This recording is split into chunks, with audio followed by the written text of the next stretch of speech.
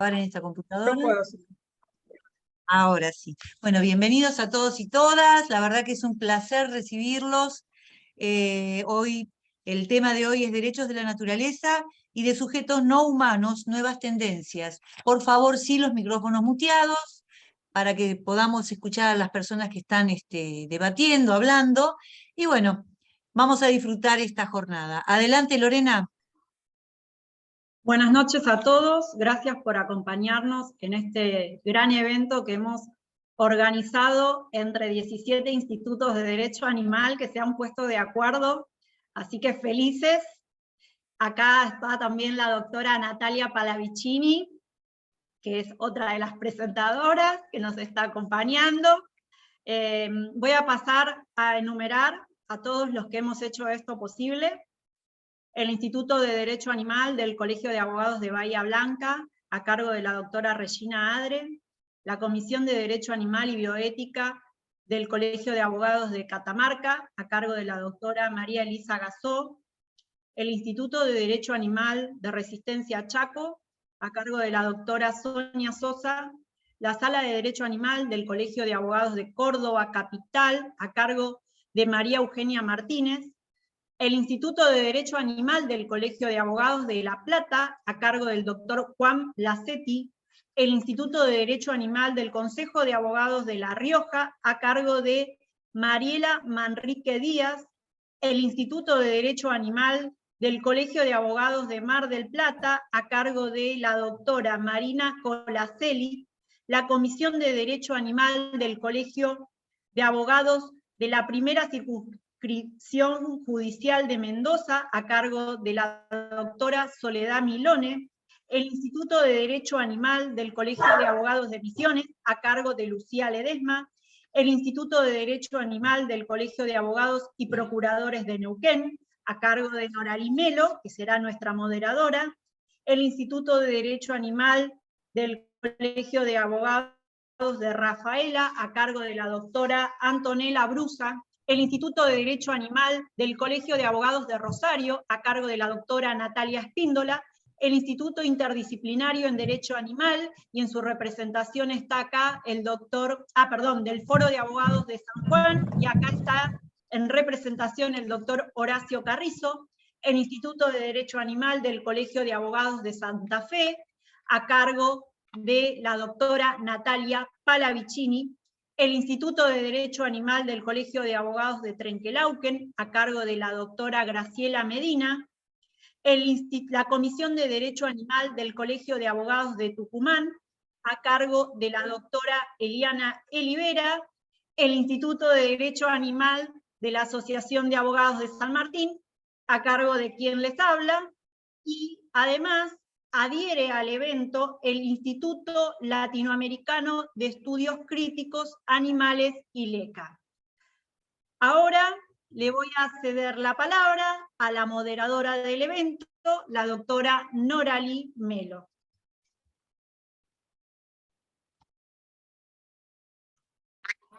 Buenas tardes a todos. Es un placer la cantidad de participantes en este evento. No es casual. Nos acompaña la doctora Mónica Craniolini. La verdad que cuelga cualquier currículum de la misma, pero no obstante, si hay alguien que no sabe quién es ella, Mónica Craniolini es doctora de la Universidad de Buenos Aires en el área de filosofía. Se recibió asimismo de licenciada en filosofía y profesora de enseñanza secundaria, normal y especial en filosofía. Es profesora titular regular de metafísica y problemas especiales de metafísica en la Facultad de Filosofía y Letras de la Universidad de Buenos Aires, donde ha creado y dicta también la materia optativa Filosofía de la Animalidad. Es directora de la Maestría de Estudios Interdisciplinarios de la Subjetividad, es investigadora principal del Consejo Nacional de Investigaciones Científicas y Técnicas, CONICET, y es autora de innumerables artículos, ensayos y libros, entre los que únicamente voy a mencionar como autora de Extraños animales, filosofía y animalidad en el pensar contemporáneo, ¿a quién le importan los animales?, Vivir de la sangre de otro, la violencia estructural en el tratamiento de humanos y de animales, cuya lectura les recomiendo a todos porque realmente es impecable. No robo más tiempo y quedamos en compañía de la doctora Mónica Cranioli. Adelante, doctora. Bueno, ¿qué tal? Buenas noches a todos, a todas y a todes. Agradezco mucho a todos los colegios de abogados en sus institutos de derecho animal que se mancomunaron para esta conferencia y para organizar este evento. Creo que en términos derridianos lograron lo que Derrida llama una estructura, ¿no? Es decir, una estructura entre dos y entre varios para poder producir algo en común. Yo me voy a referir a la problemática, a algunos aspectos de la problemática del tratamiento de la cuestión animal en el pensamiento contemporáneo. Cuando digo algún aspecto, lo que quiero señalar es que es tan grande y tan amplio el panorama de las problemáticas que se trabajan hoy en día en el ámbito de la filosofía, en el ámbito de los estudios críticos de la animalidad, que es necesario elegir una cuestión o un par de cuestiones a lo sumo. Entonces, en ese sentido, yo la cuestión que elegí es cómo pensar la cuestión del animal a partir de la deconstrucción de la subjetividad, y desde ese punto de vista voy a tener que hacer, diría, una muy breve referencia a cuáles son los antecedentes de la problemática del tratamiento animal en un, digamos, pasaje muy rápido por algunas cuestiones que son interesantes para lo que deseo plantear de los autores previos a la filosofía contemporánea, ¿no? Y en ese sentido me voy a referir brevemente a la cuestión del alma de los animales. Y entonces, un poco la idea de la conferencia sería organizarla en 4 bloques. Un primer bloque tendría que ver con esta problemática que les mencioné de la cuestión del alma de los animales, porque después me va a permitir hacer un enlace con el tema de la filosofía contemporánea. Un segundo punto, señalar, bueno, la relevancia que tiene en la filosofía moderna la cuestión de la crisis del sujeto y qué es lo que eso significa para la problemática de los animales. En un tercer lugar me voy a referir a la problemática de la violencia estructural, que es un tema trabajado por varios autores en digamos, en distintas líneas y desde distintos puntos de vista, y que da lugar para pensar por qué razón en esta época no podemos dejar de pensar las cuestiones animales, es decir, las cuestiones que tienen que ver con el especismo, como esa forma de vinculación con el otro animal, en el sentido de discriminación por pertenecer a una especie distinta. Creo que es necesario, y más que nunca, pensarlas en relación con las cuestiones que tienen que ver con el sexismo y con el racismo, ¿no? Y en cuarto lugar, bueno, si me queda tiempo, porque pensé que tenía más tiempo para hablar, me voy a referir a el modo en que en el momento actual que estamos viviendo, que lo podríamos caracterizar muy bien como capitaloceno, cómo pensar las problemáticas animalistas, sobre todo después de haber pasado bueno, de haber pasado y de seguir continuando con la pandemia de COVID, porque se habrán enterado que está empezando a recrudecer, digamos, y con personas internadas en terapia intensiva en algunas partes de Europa, ¿no? Entonces, les decía, para entender, digamos, de qué manera la filosofía contemporánea ha trabajado la problemática del animal, el primer punto que me gustaría tratar muy brevemente es el problema de la cuestión del alma de los animales, ¿no? Que es un tema que a mí la verdad que me apasiona, digamos, por la enorme cantidad de autores que en distintos momentos de la historia se han planteado esa pregunta, ¿no? Es decir, la pregunta acerca de si los animales tienen o no tienen alma. Hoy en día nosotros contemporáneamente podríamos decir, bueno, es una cuestión obsoleta porque ya nadie discute la cuestión acerca de si los existentes humanos tienen alma, y en lugar de alma se habla de la mente o de cualquier otro tipo de categoría. Pero es una cuestión muy apasionante porque puso en debate en todo momento a una gran cantidad de pensadores, ¿no?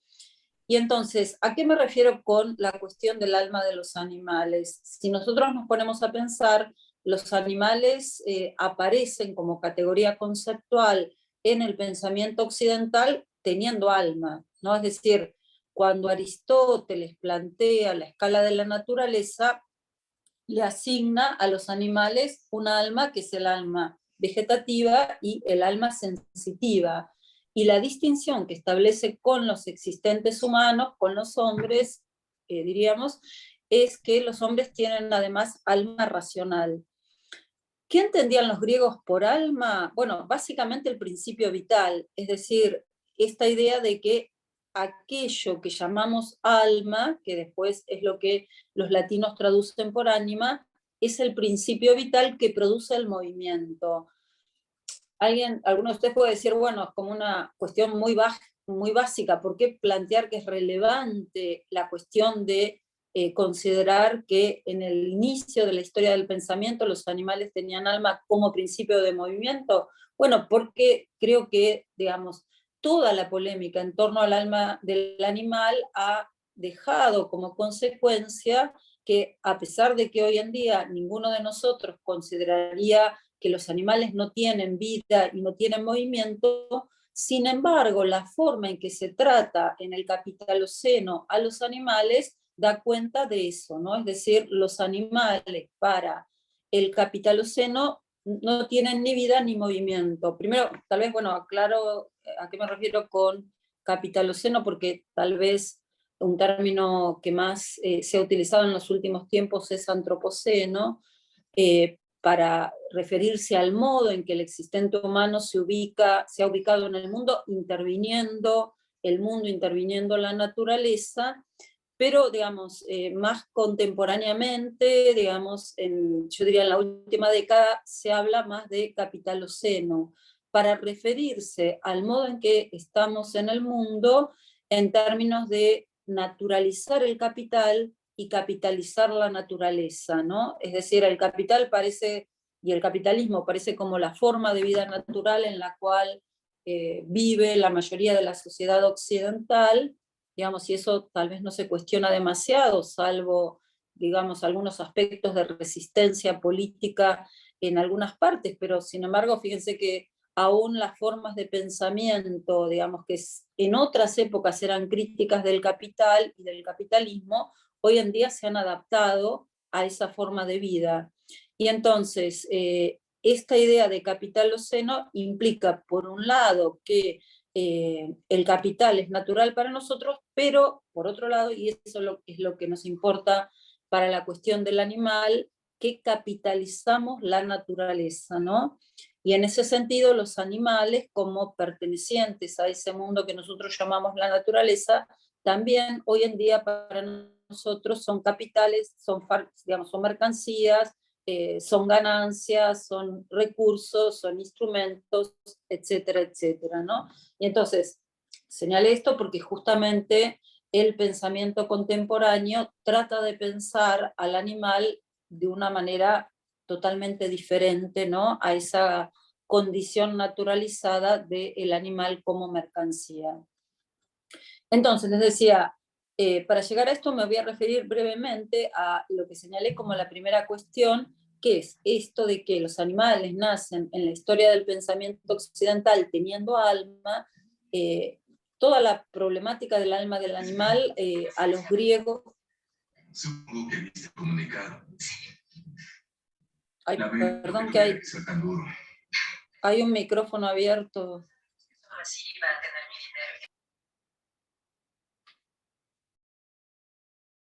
Ya está solucionado, doctora, puede continuar.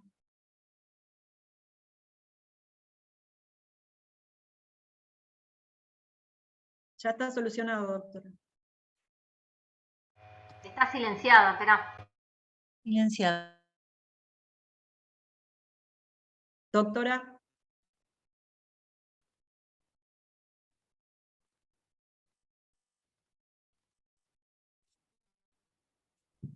Ahí está. Bueno, estaba... bueno, ya me perdí por dónde iba. Estaba hablando de la cuestión de que los animales tienen alma, digamos, entre los griegos, y me refería a la cuestión aristotélica, pero hay que pensar que antes de Aristóteles, bueno, es muy conocido que para los pitagóricos los animales tenían alma, y básicamente los pitagóricos, la comunidad pitagórica, digamos, realizaba una dieta no carnívora, porque precisamente consideraban que pudiéndose reencarnar un existente humano en un animal, podría acontecer que, digamos, alguien estuviera comiéndose a un ex compañero, a un ex amigo, etcétera, etcétera, ¿no? Esto lo señalo porque si bien toda la cuestión del alma de los animales viene obviamente de Egipto, es decir, fueron los egipcios los que le dieron a los animales un lugar muy especial, pero, digamos, el pensamiento egipcio no resultó siendo hegemónico para Occidente, sino que el pensamiento que fue hegemónico durante mucho tiempo fue el pensamiento griego, y entonces en ese sentido, retomando esa idea egipcia de el alma de los animales y la transmigración de las almas, lo que se llama a nivel filosófico la metempsicosis, aconteció que, digamos, los griegos retoman esta idea de que también los animales tienen alma, ¿no? Pero vuelvo a decir, el alma básicamente como principio de movimiento, como principio vital. Ahora bien, en lo que nosotros llamaríamos la filosofía antigua, tendríamos que decir que hay como un muy amplio espacio que podríamos señalar que está dado entre el siglo VII a.C. y el siglo III después de Cristo, en donde hay mayor cantidad de pensadores que defienden a los animales que al revés de lo que va a acontecer después, en donde, digamos, la polémica en torno a los animales va a implicar una gran cantidad de detractores de la idea del alma animal, y una gran cantidad de pensadores que plantean, bueno, que los animales en realidad no tienen que ser considerados en la misma categoría que los existentes humanos. Para nombrar solamente tres de aquellos pensadores que yo indiqué, digamos, de el siglo VII a.C. al III después de Cristo, habría que mencionar a Porfirio, bueno, que es un autor que posiblemente muchos de ustedes conozcan, es el autor de ese libro que se llama el De Abstinentia, en donde él básicamente lo que señala es que no es posible aceptar una dieta carnívora por la cuestión de lo que significa en relación a el vínculo que tenemos con los animales, ¿no? En esa misma línea de pensamiento, y digamos, esto es muy interesante también que Porfirio escribe básicamente contra San Pablo, ¿no? Y contra lo que significó a partir de toda la prédica de San Pablo, la constitución de lo que nosotros llamaríamos el pensamiento cristiano, o digamos el pensamiento más oficial de la Iglesia cristiana y después de la Iglesia católica en torno al lugar de los animales, ¿no? En donde a partir de ese momento los animales pasan a ser considerados en un estado de subordinación. Si nos ponemos a pensar en lo que es el pensamiento cristiano, tal vez la única figura que sobresale como un defensor de la problemática animal es San Francisco de Asís, sobre todo a partir de su práctica de vida y sobre todo a partir de el Cántico de las Criaturas, en donde señala de qué manera los animales pertenecen del mismo modo que el resto de los existentes a todo ese concierto de la creación, en donde todos deben ser respetados. Y es a San Francisco de Asís que, bueno, la Iglesia Católica ha retomado, por ejemplo, en una de las encíclicas del Papa Francisco, esa idea de nuestros hermanos menores, los animales, ¿no? Porque era San Francisco de Asís quien se vinculaba con los animales en esos términos de hermandad. Pero bueno, estaba señalando todo esto para señalar la figura de Porfirio. Tendríamos que decir también la figura de Lucrecio, el autor del Rerum Natura, la figura de Celso. Son todos autores que plantean plantean la problemática de los animales y son defensores de la cuestión animal, y solamente aparecen como voces discordantes en este momento de la historia los estoicos, porque ellos consideran y colocan al existente humano en una relación de superioridad, en una relación de jerarquía con respecto al resto de lo viviente, ¿no? Pero bueno, si nos fijamos un poco, lo que estoy señalando es que en la época antigua, junto a la idea del alma animal, hay una gran cantidad de pensadores que plantean el lugar del animal de una forma muy diferente a cómo se va a plantear a partir de la filosofía moderna, ¿no? Siguiendo en ese tránsito para poder entender después, digamos, las peculiaridades del modo en que el pensamiento actual, contemporáneo, plantea la cuestión del animal, tendríamos que señalar que muchas veces nosotros decimos de una manera muy general que el humanismo es aquel momento en el cual el existente humano se pone por encima de todo el resto de lo viviente, se coloca en un lugar de centralidad, y entonces todo el resto de lo viviente pasa a estar en una relación de subordinación. Bueno, perdón por el ruido, pero van los gatos metiéndose entre los libros. Les decía,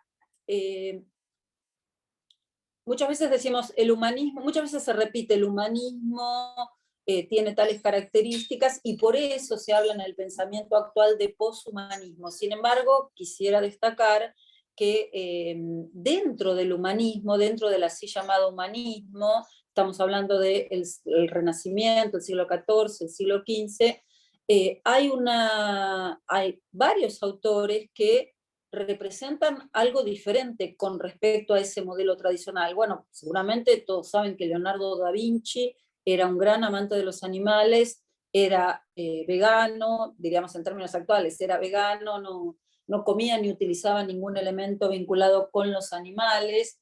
Erasmo de Rotterdam es otro autor que es un defensor de los animales. Fíjense que Erasmo de Rotterdam dice, muchas veces se señala que nosotros hacemos la guerra por cercanía con el modo de ser de los animales, y ahí en latín, como ustedes saben muy bien, porque son abogados, velum viene de velua, que significa bestia, y entonces la idea de la guerra se pensaba como la lucha entre las bestias, ¿no? Es decir, no se planteaba que el existente humano pudiera entrar en guerra, sino era a partir precisamente de acercarse al modo de las bestias, ¿no? El término bestias, que lo voy a repetir muchas veces, es la forma habitual de referirse a los animales en muchas épocas de la historia, ¿no?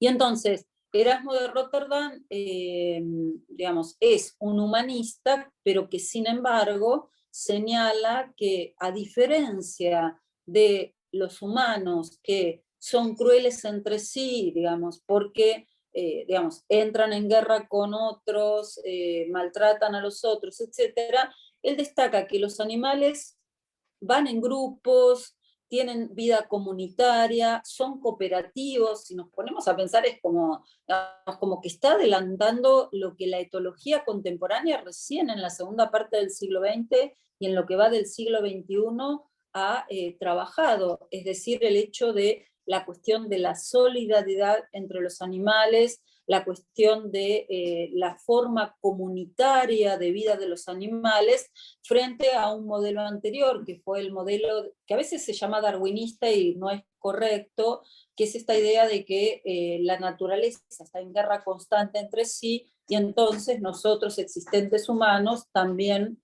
nos podemos colocar en esa situación con respecto al resto de lo viviente y con respecto también a, digamos, las otras formas de vida.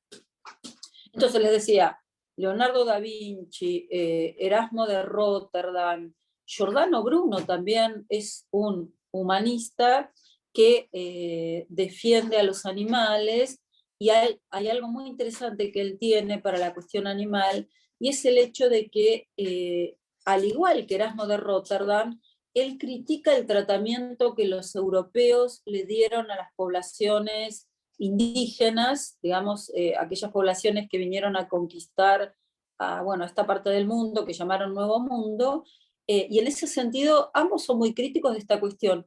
Y la señalo porque precisamente quien es defensor de los derechos del animal suele ser, digamos, en épocas anteriores, ¿no? Me estoy refiriendo, suele ser defensor de los derechos de otras formas del humano que han sido animalizadas por determinadas culturas, por determinadas formas de organización política, ¿no? Lo menciono porque precisamente, digamos, entender este vínculo entre el modo en que se trata a formas de vida humanas que se animalizan, como fueron animalizados los habitantes de los pueblos originarios, y el modo en que se trata a los animales permite entender lo que, bueno, digamos, más hacia el final de la charla voy a caracterizar como esa violencia estructural en el tratamiento de humanos y de animales.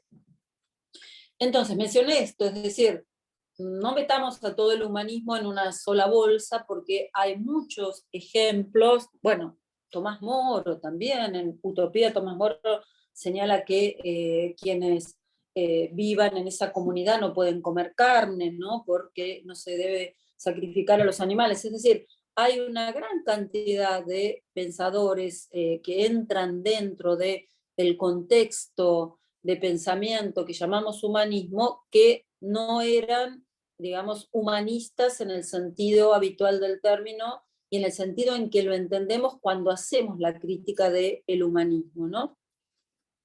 Ahora bien, indicado esto, voy al segundo punto, que es justamente la idea de que para entender la problemática del animal tenemos que pensar la crisis del sujeto, y desde ese punto de vista creo que hay que hacer, aunque sea una breve mención, a el lugar en donde se suele ubicar toda la problemática de, digamos, que ha hecho necesario en el pensamiento contemporáneo volver a plantear el tema del animal, y es Descartes, ¿no? Es decir, Descartes ha sido el autor al cual se le ha atribuido y se le sigue atribuyendo la idea de bed machine, la idea de animal-máquina. Yo siempre digo, digamos, de ninguna manera Descartes no formuló esa idea del animal-máquina. Descartes no señaló que los animales no sienten. Él claramente le dice en un par de cartas que escribe a uno de sus comentadores, a Morus, que él nunca planteó que los animales no tuvieran vida y nunca planteó que los animales no tuvieran sentimientos ni afectos, ¿no? Y entonces, esa idea del animal-máquina, esa idea de la bed machine, es una idea que van a desarrollar los comentadores de Descartes, ¿no? Pero bueno, esto quería aclarar porque a veces como que también, así como decía, se mete a todo el humanismo en una misma bolsa sin tener en cuenta que hay una gran cantidad de pensadores humanistas que tuvieron en cuenta la problemática animal. También tengamos en cuenta esto, que no es Descartes el autor, si queremos decir así, de la idea del animal-máquina, sino que han sido sus comentadores, y sí podríamos señalar que claramente un antecedente de Descartes, que es ese médico español, Gómez Pereira, el autor de la Antoniana Margarita, el que es de alguna manera responsable, si queremos decir así, de la idea de que el animal no siente, ¿no? Y eso es básicamente lo que se trató de plantear a partir de la filosofía moderna. Es muy interesante el planteamiento de que el animal no es sintiente, cuando, digo, toda la filosofía anterior había admitido que los animales tienen vida y por lo tanto tienen movimiento, tienen afectos, tienen sentimientos.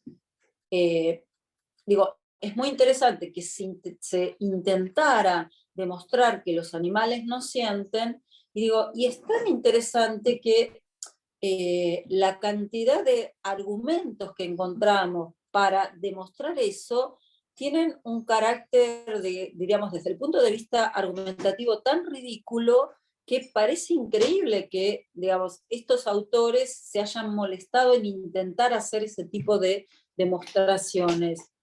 ¿A qué me refiero? En el caso de Gómez Pereira,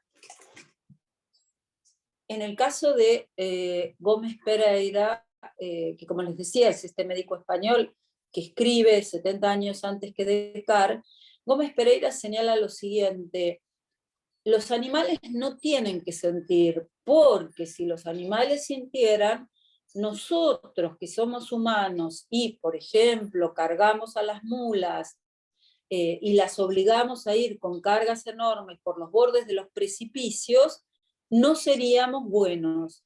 Por lo tanto, los animales no sienten. Fíjense lo ridícula de la argumentación.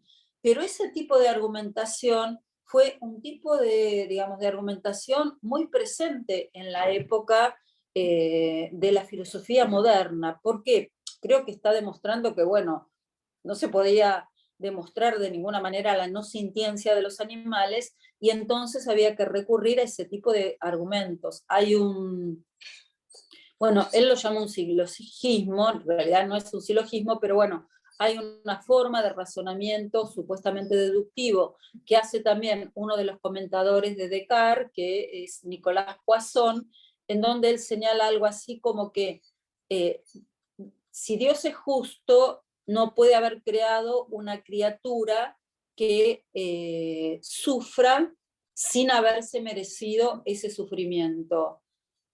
Y él señala, Dios es justo, por lo tanto los animales que sufren, digamos, no tienen alma, porque Dios no puede haberlos creado con alma en el sentido de que tendrían la posibilidad de, digamos, si han cometido algún tipo de pecado, como el existente humano, como el hombre, tendrían la posibilidad de redimirse, ¿no? Les decía, el argumento es, como se nota a todas luces, bastante ridículo, pero fíjense que lo que se quería probar era básicamente, de ninguna manera los animales pueden sentir, porque si no, o Dios es injusto, porque creó una forma de vida que sufre sin haber pecado, o bien nosotros como humanos somos moralmente, digamos, inadecuados, injustos, si obligamos a los animales a hacer cosas que los hacen sufrir. Por lo tanto, nos conviene a todos pensar que los animales no sufren. Esto que yo señalo, y digamos, destaco esto de la ridiculez de las argumentaciones, es prácticamente la forma de argumentación de la forma de tratamiento de los animales que se hace en la época actual en la producción intensiva de animales, porque ustedes dirían, bueno, nadie en el siglo XXI va a negar que los animales sienten, pero para colocar a los animales en la situación en la cual se los coloca en la producción intensiva de animales, en donde se produce su vida solamente para ser utilizado para necesidades humanas, en donde se obliga a esos animales a vivir una vida determinada por el existente humano, en donde esos animales son hacinados, son, digamos, alimentados de forma tal que su carne, digamos, sea del mayor gusto de los existentes humanos, y en ese sentido se le dan dietas que pueden ser ferropénicas, se les pueden dar antibióticos para ralentizar el metabolismo, es decir, todo eso, de alguna manera, digamos, todo eso junto, digamos, tiene que depender de una cierta idea naturalizada de que esos animales no sienten, porque si quien somete a los animales a ese tipo de vida estuviera siendo consciente todo el tiempo de que esos animales sufren y sienten, obviamente que no haría eso, ¿no? Por eso digo, lo ridículo de los argumentos que se dan en la filosofía moderna creo que están inmediatamente vinculados con la necesidad por parte de los existentes humanos en todas las épocas en las cuales se han utilizado animales, sea de la forma, digamos, previa a la producción intensiva de animales, o sea, de la forma en que se los utilizan hoy en día en la producción intensiva de animales, decía, eso tiene que ver con la necesidad de los existentes humanos de tranquilizar su conciencia. Bueno, si estos animales no sufren, si estos animales no sienten, podemos seguir utilizándolos como recurso, ¿no? Entonces, les decía, digamos, cuando Descartes plantea la idea de que lo relevante digamos, el fundamento ontológico del modo de ser humano es lo que tiene que ver con el pensamiento, lo que él llamó la res cogitans, la cosa que piensa, plantea que el resto del existente humano, es decir, el cuerpo, es del orden de la res extensa, y en ese sentido, para él los animales son también del orden del cuerpo del existente humano, y lo piensa como una suerte de mecanismo de relojería, pero él no afirma que los animales no sientan, ¿no? Es decir, operan como un mecanismo de relojería, bueno, y reaccionan. Eso no quiere decir que no sientan, ¿no? Porque, digamos, aún hoy en día hay quienes plantean que, bueno, el animal no da respuestas, pero reacciona, y eso no quiere decir que no tenga sintiencia. O sea, simplemente se está señalando que tiene una forma de operatoria similar o cercana a un mecanismo, pero nada más, ¿no? Entonces, tanto es así que fíjense que Descartes dice que si nosotros nos ponemos a preguntar por qué un perro mueve la cola, no podemos negar que tiene una afección, no podemos negar que, digamos, ese perro que está moviendo la cola está de alguna manera dando cuenta de ciertas afecciones que para él tienen que ver con el corazón, y esto es lo que tiene que ver con lo que yo señalaba con la idea de mecanismo, pero lo que él le niega es la palabra. O sea, señala, el movimiento de la cola del perro no es igual a la palabra del existente humano, del hombre. En ese sentido, no se le está negando la sintiencia, sino que solamente se le está negando la posibilidad de comunicarse a partir de la palabra, ¿no? Y en ese sentido, Descartes constantemente señala eso, ¿no? Los animales pareciera que hablan en algunos casos, como algunas aves, pero sin embargo no tienen palabra, que eso es lo propio del humano. Pero hay que pensar que, digamos, en época muy cercana a Descartes, un autor como Michel de Montaigne había escrito un texto que es la Apología de Raimundo Sabunde, en donde él señalaba que los animales tienen capacidad de lenguaje, tienen posibilidad de comunicación, son inteligentes, razonan, es decir, señalaba toda una serie de características de los animales que no por casualidad las toma de textos de antiguos, ¿no? Es decir, él muestra cómo distintos autores antiguos fueron indicando cómo razonan los animales, cómo resuelven problemas, cómo se comunican, etcétera, etcétera. Es decir, ya Michel de Montaigne había señalado que es una falsa presunción humana creer que somos nosotros el centro de toda la creación, que esa es la idea que generalmente se entiende por humanismo, que esa es una idea falsa y que el existente humano tendría que tener mayor humildad para darse cuenta que estas otras formas de vida, que son los animales, también razonan, también piensan, también se comunican, y como señalan muchos de los autores también del pensamiento antiguo, en general se puede decir que son mejores que los humanos, ¿no? Porque todos destacan, la mayoría de los autores destacan que así como el existente humano ataca a los de sus especies, los animales no lo hacen, ¿no? Es decir, si un animal necesita comer, digamos, porque es carnívoro, come a un animal de otra especie, no tiene, digamos, esa lucha que tienen los existentes humanos entre sí, ¿no? Entonces, señalado este panorama de la filosofía moderna, en donde Descartes plantea la idea de la res cogitans, es decir, el lugar del sujeto, no les niega ni sintiencia ni movimiento a los animales, pero sí lo van a ir desarrollando sus comentadores y van a ir desarrollando esta idea de la bête machine. Eso instaura la idea, digamos, desde el punto de vista filosófico, de un lugar del existente humano como centralidad, y ahí viene esta línea del humanismo que yo señalaba anteriormente, pero indiqué también las líneas de divergencia, ¿no? Digo, siempre hay que señalar esto, ¿no? Porque a veces, digamos, cuando nosotros hablamos de una época histórica a nivel filosófico, cuando generalizamos, de lo que hablamos es del pensamiento que resultó hegemónico. Eso no quiere decir que no existan otras líneas divergentes, subterráneas, que indican otra forma de tratar la mayoría de las problemáticas. Lo que pasa que el pensamiento que triunfa es el pensamiento que pasa a ser el pensamiento hegemónico, y desde ese punto de vista, digamos, ya que hablé de el pensamiento hegemónico de la época moderna, que es justamente la idea del sujeto planteada por Descartes, al mismo tiempo existe en el siglo XVII toda una corriente de autores que podríamos decir son zoofílicos, utilizando la palabra zoofilia no en el sentido de perversión con la cual se la utiliza actualmente, sino refiriéndonos básicamente a que son amantes de los animales, y esos son los autores que se conocen como los autores libertinos, ¿no? ¿De quién hablo?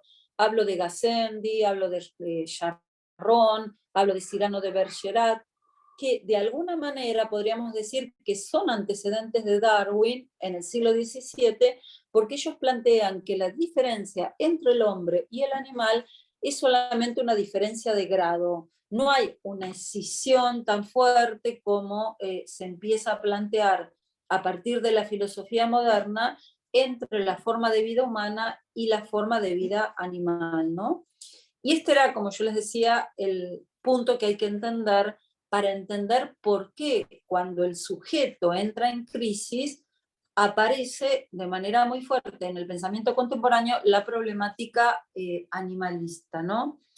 ¿Qué entendemos filosóficamente por sujeto? Bueno, esta idea de que el modo de ser fundacional de todo lo que es, no solamente de lo humano, es la subjetividad, lo que nosotros entendemos por subjetividad, y que se plantea como, desde el punto de vista del humano, ahora sí, como ese modo de ser racional, consciente, representativo, y que se vincula con el mundo como objeto, ¿no?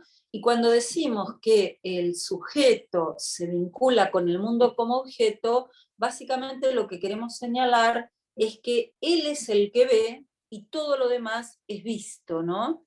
Esto lo señalo porque precisamente esa es una de las características del vínculo con el animal que la filosofía contemporánea va a intentar deconstruir, ¿no?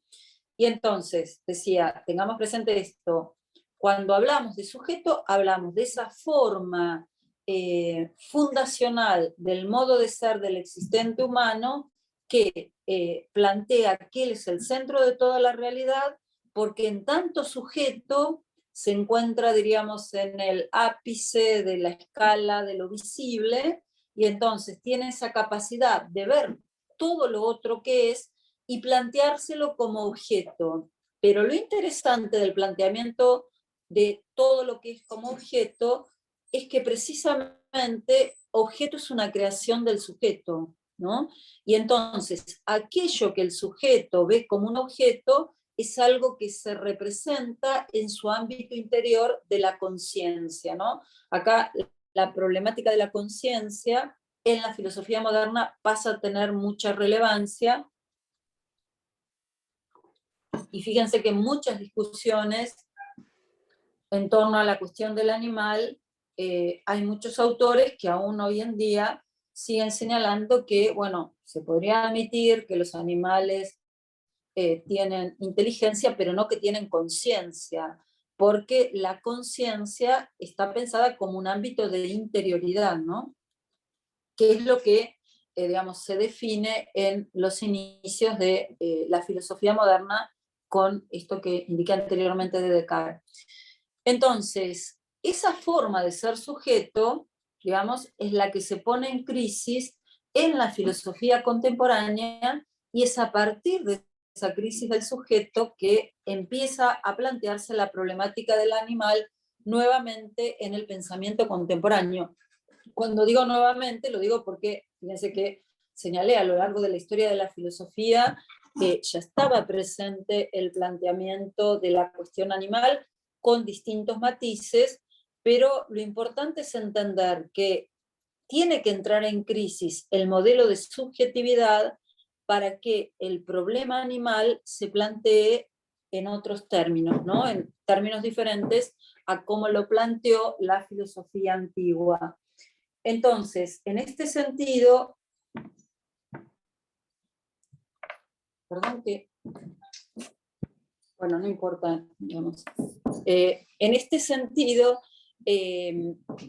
nosotros tendríamos que decir lo siguiente.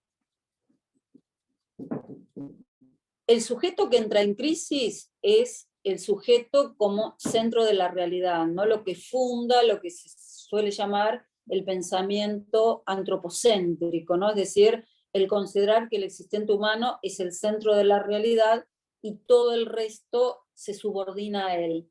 Ese modo de ser sujeto se constituyó en la modernidad como un modo de ser soberano, es decir, con derecho de vida y de muerte sobre el resto de lo existente, ¿no? Eso es algo que hay que tener muy presente, porque justamente es a partir de ese modo de constitución de la subjetividad que fue posible pensar al resto de lo viviente, y en este caso a lo que nos interesa a nosotros, a los animales, en la forma en que se lo pensó, es decir, como recurso disponible para las necesidades de la subjetividad.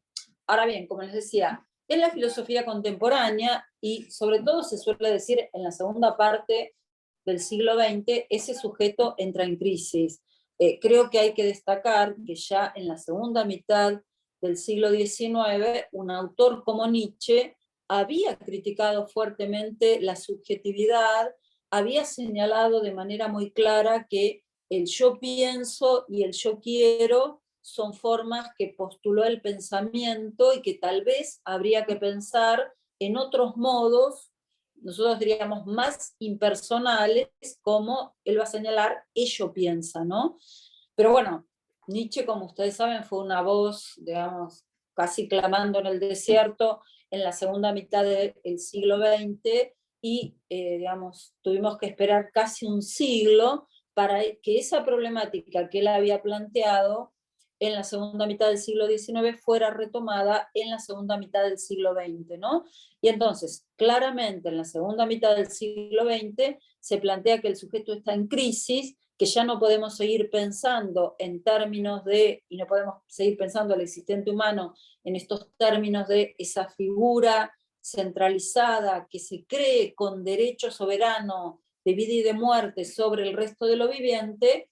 Y desde ese punto de vista voy a mencionar solamente como dos líneas del pensamiento contemporáneo en torno al animal vinculadas con esto, pero como dije al inicio de la charla, bueno, hay montones de formas de acercarse a la problemática de la animalidad en la filosofía contemporánea. Voy a señalar dos líneas, una es la que tiene que ver con el pensamiento de Deleuze, que tal vez digamos, es uno de los autores más conocidos en este ámbito de la cuestión del animal, porque claramente en la línea de la crítica al sujeto, lo que va a plantear Deleuze, bueno, y lo que va a plantear también con Guattari, lo que van a plantear Deleuze y Guattari es la idea de devenir animal, ¿no?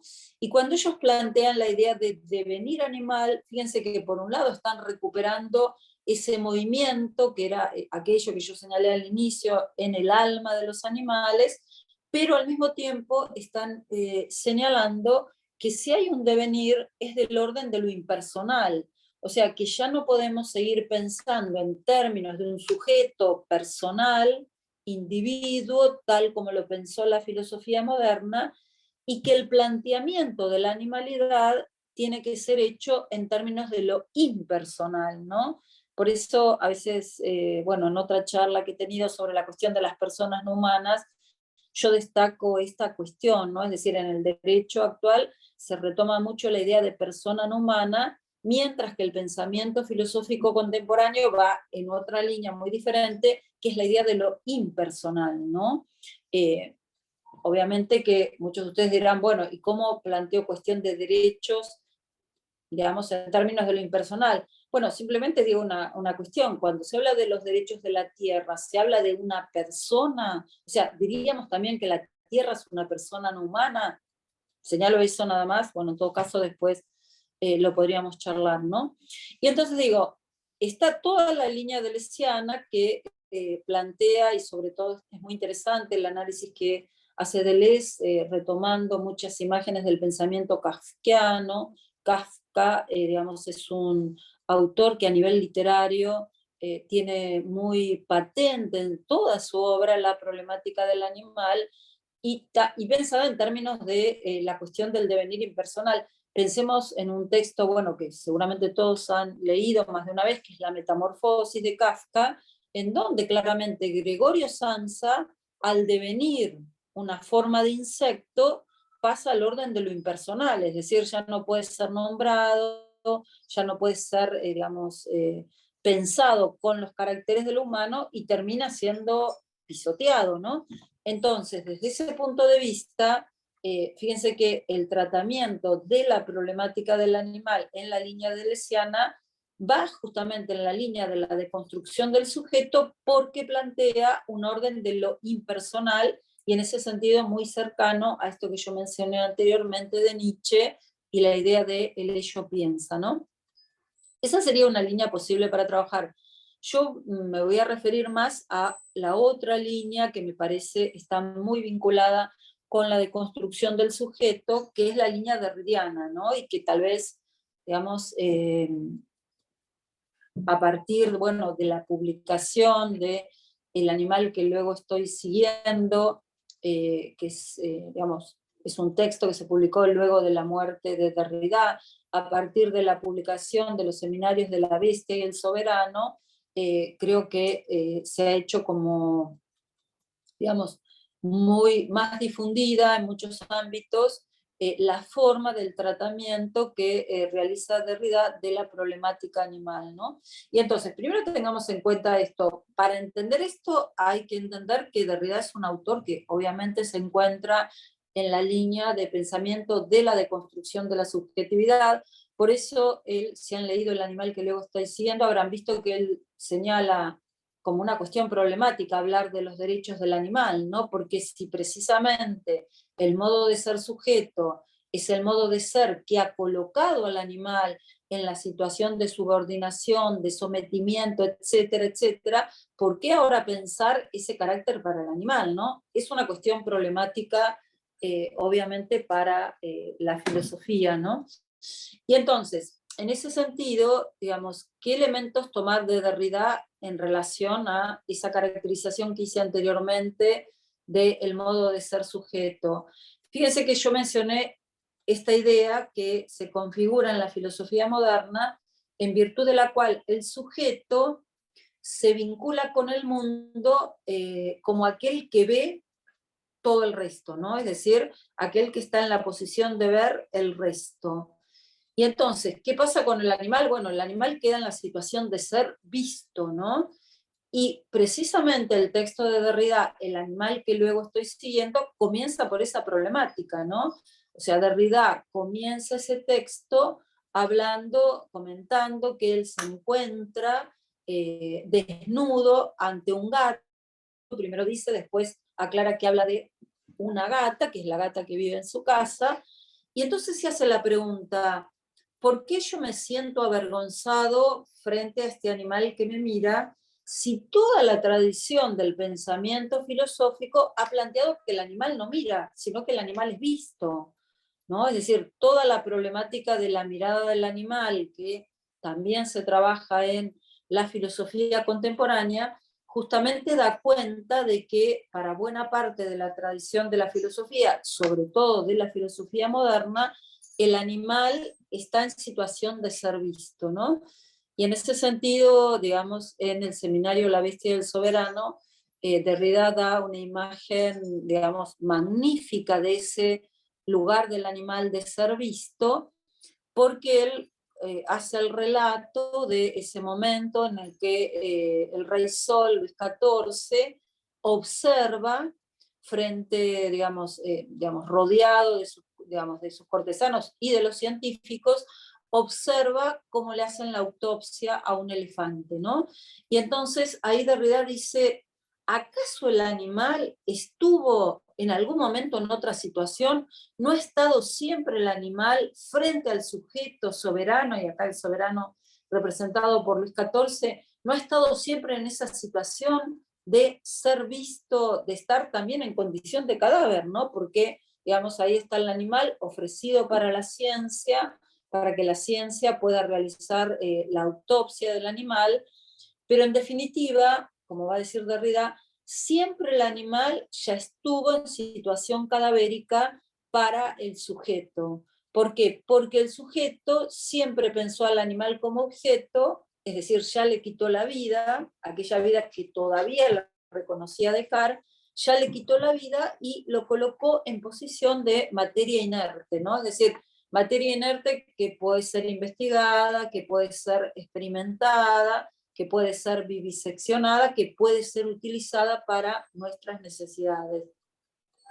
Entonces, en ese sentido, Derrida va a retomar una serie, diríamos, de tópicos de la tradición filosófica antropocéntrica que ha colocado al animal en el lugar de ser visto, lo ha colocado en el lugar del que reacciona y no responde, o sea, esta idea, digamos, naturalizada de que los animales cuando hacen algo lo hacen por pura reacción, porque, como decíamos anteriormente, son como una suerte de mecanismo de relojería, y entonces no hay que pensar lo que hacen como una respuesta, ¿no?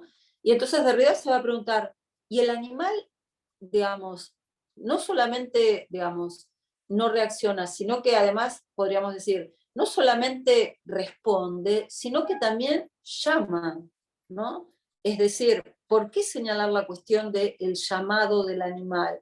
Bueno, básicamente porque, digamos, en la filosofía contemporánea, cuando se ha planteado la problemática de la alteridad, la cuestión del otro, se la ha planteado en términos de el llamado del otro, ¿no? Es decir, el gran autor, digamos, para los que nos dedicamos a la filosofía contemporánea, que ha planteado esto es Levinas, y lo ha planteado justamente a partir de considerar que antes de cualquier reclamo que podamos hacerle al otro en torno a su identidad, en torno a su nombre, en torno a sus características, debemos responder al otro, ¿no? El otro llama, ¿no?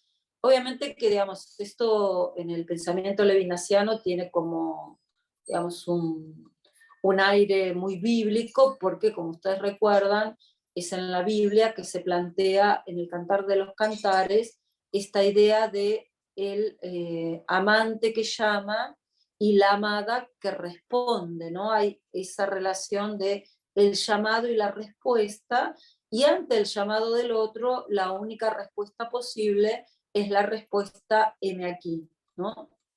Entonces, en este sentido, el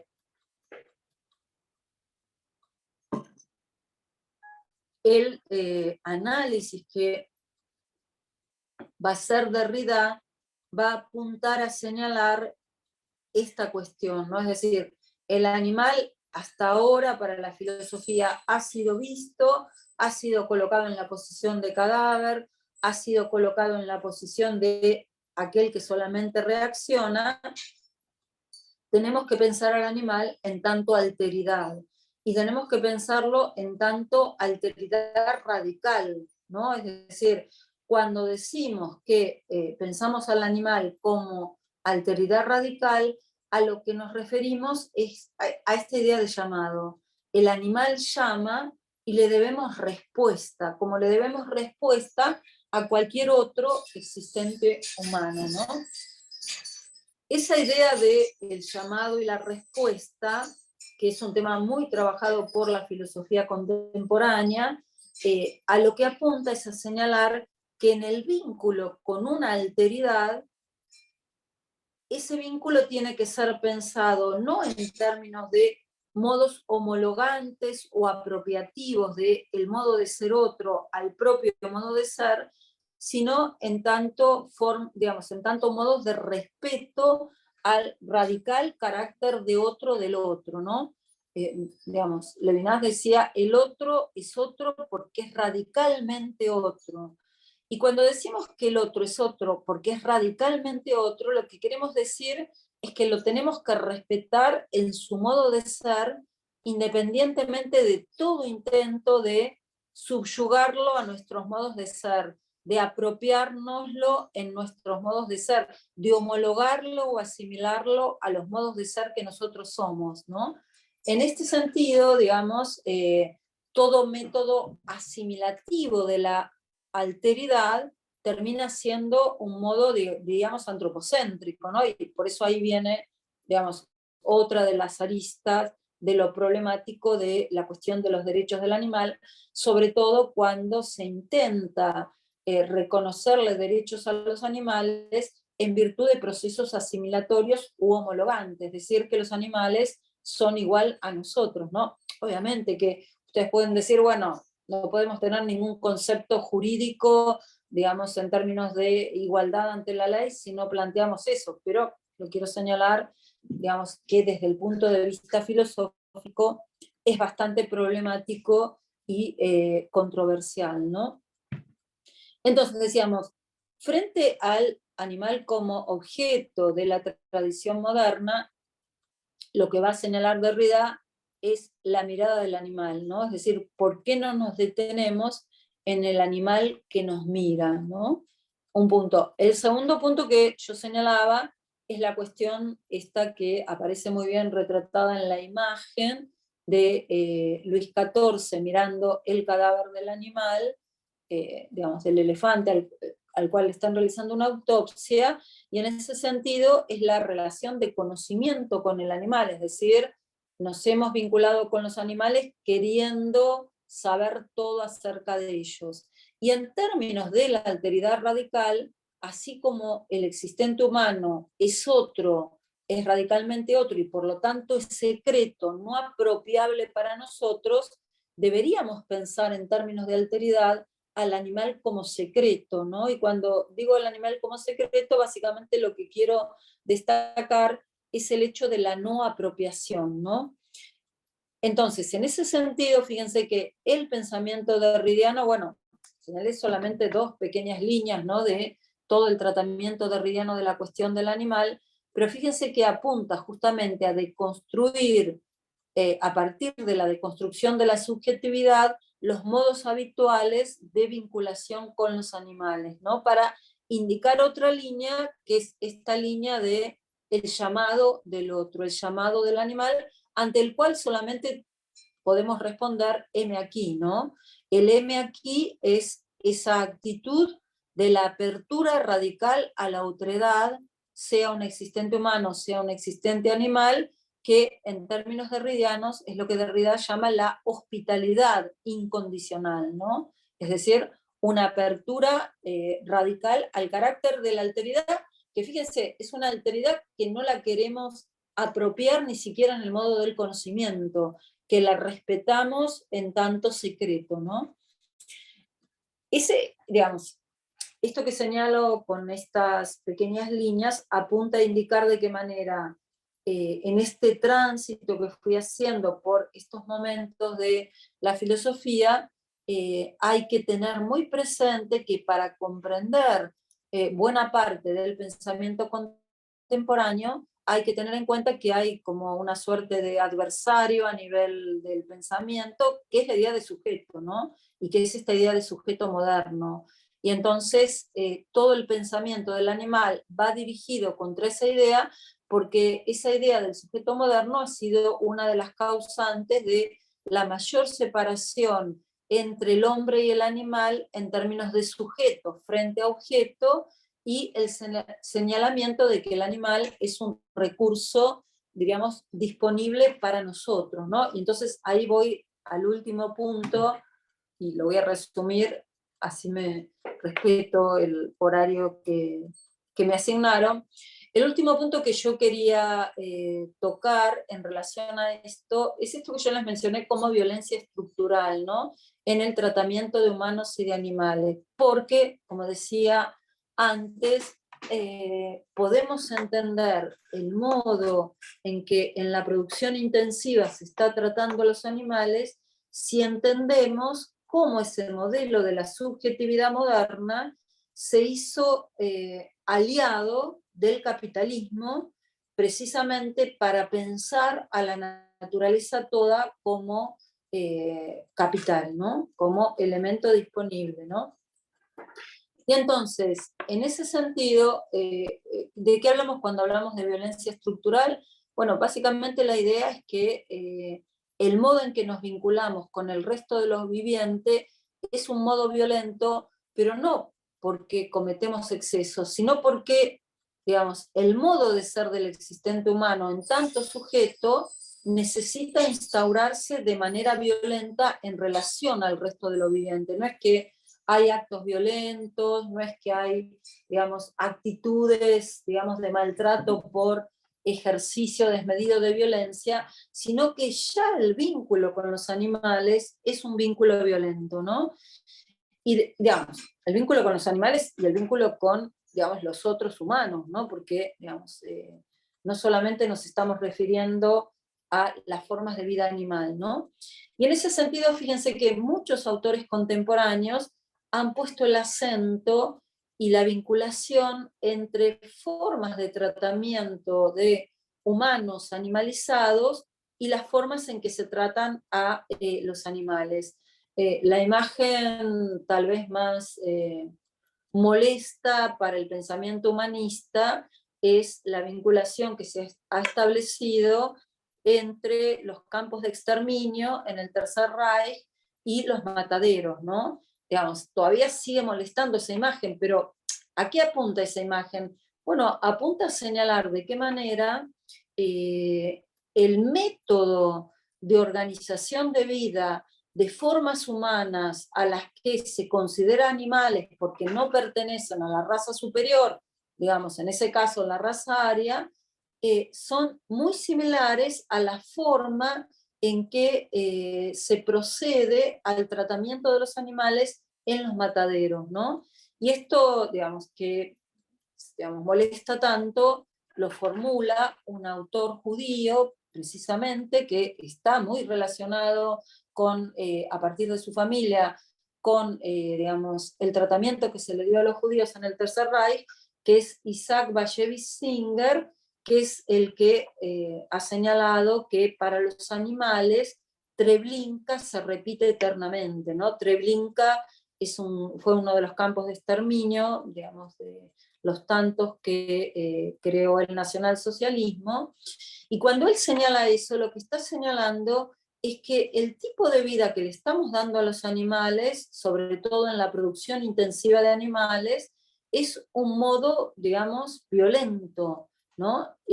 Tan violento como el exterminio al que se procedió con los judíos, los gitanos, los homosexuales, digamos, todas aquellas formas de vida humana que los alemanes durante el Tercer Reich encerraron, hacinaron,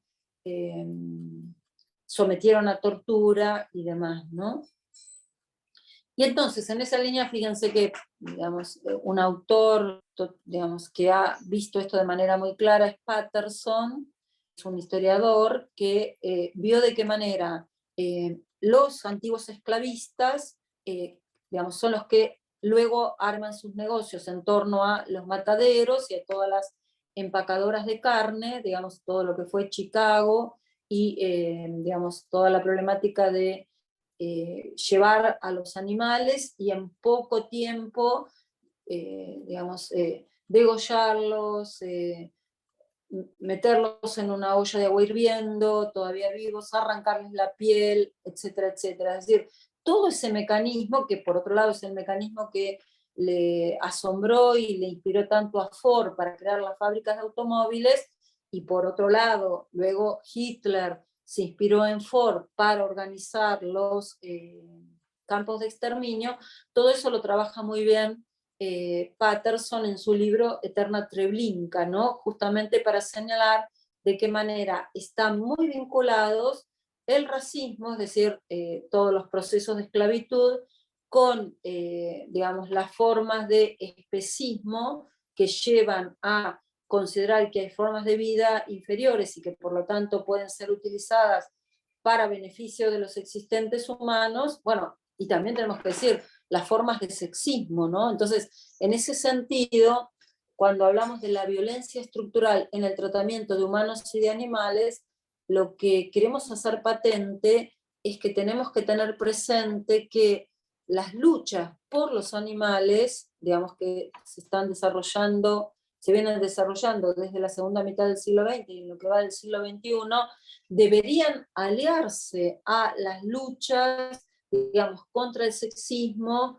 y las luchas contra el racismo, porque en definitiva de lo que se trata es de la misma violencia estructural que considera que hay formas de vida, sean mujeres, sean personas que han hecho elecciones de géneros sexuales diferentes a las heteronormalizadas, sean formas, digamos, bueno, también culturales, ¿no? Porque digamos, hay mucha discriminación con respecto a, digamos, formas de vida de extranjeros que tienen otro tipo de costumbres, de religión y demás.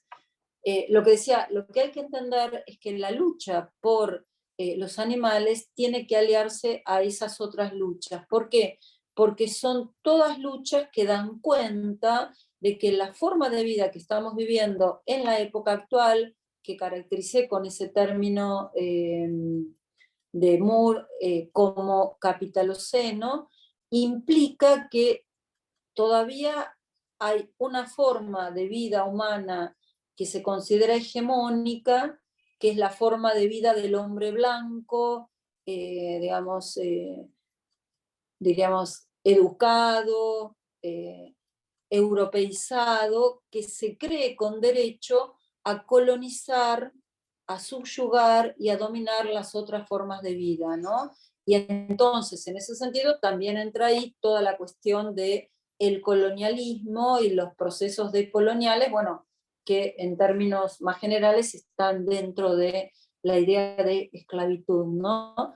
Y entonces, al señalar en la idea de violencia estructural esta cuestión de la necesidad de la unidad de las luchas, a lo que apunto es básicamente que de lo que se trata es de pensar otra forma de vida en el planeta Tierra, ¿no? Es decir, otra forma de vida en la cual no pensemos a esto que llamamos naturaleza como un capital, y por otro lado que no naturalicemos que la forma de vida y de organización político-económica como única forma de vida posible para nosotros es el capitalismo, ¿no? ¿Por qué? Porque justamente es en el capitalismo que los animales están, digamos, en la época de mayor tortura, de mayor violencia, porque son elemento disponible para una continua ganancia, ¿no? Con todo lo que eso significa para sus formas de vida, pero también con lo que eso significa para las formas de vida del resto de los vivientes, humanos y no humanos, ¿no? Porque todo eso genera un ciclo que lo hemos visto muy claramente en la pandemia que acabamos de atravesar y que parece que vamos a volver a atravesar nuevamente próximamente, porque precisamente, digamos, si entendemos que lo que ha acontecido es una enfermedad de carácter zoonótico, entendemos que todo el proceso que genera las enfermedades zoonóticas que estamos viviendo en lo que va del siglo XXI, y bueno, ya conocemos varias que hemos atravesado, tienen que ver con la producción intensiva de animales. Producción intensiva de animales que alimenta a una ínfima parte de la humanidad, a un 20% de la humanidad, y que para alimentar a ese 20% de la humanidad arrasa con los restos de vida que hay en todo el planeta, ¿no? Obviamente, digamos que esto obedece, como decía anteriormente, a la idea del capitaloceno y a la idea de que, digamos, una parte privilegiada de la población mundial, que es la que está constantemente interesada en obtener ganancias, se crea con derecho a someter al resto de lo viviente. Fíjense que, digamos, hasta hace unos años decíamos, bueno, quedan 50 años frente a la problemática del cambio climático para, digamos, detener la forma de vida que estábamos llevando, y como ustedes saben ya, ahora se dice, bueno, son 10 años nada más, ¿no? Es decir, si no detenemos, por lo menos durante 10 años, esta forma de vida que estamos llevando, digamos, bueno, el planeta va a estallar, digamos, se va a producir una suerte de colapso, porque, bueno, lo estamos viendo todo el tiempo en términos del cambio climático y bueno, de esto, de las pandemias que cada vez, digamos, irán aumentando desde el punto de vista de que es diríamos, todos los nexos que se dan para que se produzca la producción intensiva de animales, es decir, deforestación, expulsión de especies autóctonas, vení acá. Traslado, digamos, necesidad de esas especies autóctonas de trasladarse a las urbes, y bueno, todo eso genera lo que se ha llamado, en términos de este pensamiento, el derrame, a partir del cual en algún momento todo eso entra en colapso porque se pasan enfermedades de una especie a otra, ¿no? Y bueno, es lo que nos aconteció en la pandemia. Y entonces, bueno, creo que es muy importante tener en cuenta en este momento, digamos, esta última cuestión que yo mencioné del capitaloceno, para pensar, bueno, si vamos a seguir tratando los animales de la forma que los tratamos, ¿no? Porque fíjense que el problema básico es el problema de los animales de producción intensiva, es decir, esos 70 millones de animales que mueren año a año, como dije anteriormente, para alimentar solamente a una parte muy minoritaria de la población mundial, y que producen efectos sobre el resto de lo viviente, ¿no? Entonces, desde ese punto de vista, retomar las ideas contemporáneas de pensar al animal como otro, como una alteridad radical, creo que es lo que nos va a permitir, de alguna manera, digamos, pensar otra forma de vida en el planeta, ¿no? Cuando digo pensar otra forma de vida en el planeta, no estoy señalando que deberíamos imaginar otros mundos posibles, sino que deberíamos plantear modos de resistencia a las formas de vida que, digamos, nos hemos acostumbrado a naturalizar en virtud de esta idea de considerar que todo lo que hay, que toda forma de vida puede ser convertida en ganancia, ¿no? Creo que, digamos, si hay alguna posibilidad de vida en este planeta, va a tener que ver con esto, ¿no? Es decir, con otras formas de vinculación con todo lo viviente. Bueno, y me detengo acá para abrir el espacio al debate y, bueno, los comentarios, ¿no? Brillante, clarísimo, como siempre. Bueno, vamos por la doctora Natalia Pallavicini, ahí tiene la manita levantada. Después seguimos con las preguntas que hay en las redes y en el chat. Mónica, vos te quería comentar, viste, todo lo que vos relataste en relación a, bueno, todo un cuestionamiento acerca, viste, del uso, digamos, la apropiación que nosotros hacemos de los animales. Bueno, pensaba lógicamente del tema del veganismo, y por ahí me preguntaba, no sé si vos coincidís o no con esto. No, esto no planteo como una crítica, sino justamente como un, o sea, el veganismo tiene como un, o sea, el desafío, el veganismo desafiante en el sentido que ya cuestiona, ¿no?, este estatuto de propiedad o esta, digamos, esta apropiación indebida que nosotros hacemos de los animales. Pero me parece que también el veganismo también, de alguna manera, no sé si decirlo así, tensiona con determinadas realidades particulares o realidades concretas. Es decir, nosotros, digamos, tenemos que bueno, que existen ciertas comunidades o ciertas organizaciones sociales más pequeñas que, a ver, pensaba por ejemplo los pueblos aborígenes, que vos en un momento lo mencionaste, donde, digamos, si bien hay toda una cuestión de una relación armoniosa con la naturaleza y demás, pero no hay digamos, un cuestionamiento acerca de, digamos, del uso de los animales. Pensaba también qué sé yo, en Santa Fe, por ejemplo, en la ciudad de Santa Fe, concretamente, ¿no? Para verlo en realidad es concreta. Nosotros tenemos dos barrios donde uno de ellos que está, digamos, separado del resto por un río, donde la gente vive como actividad de subsistencia, ¿sí? Como actividad de subsistencia vive, por ejemplo, de la pesca.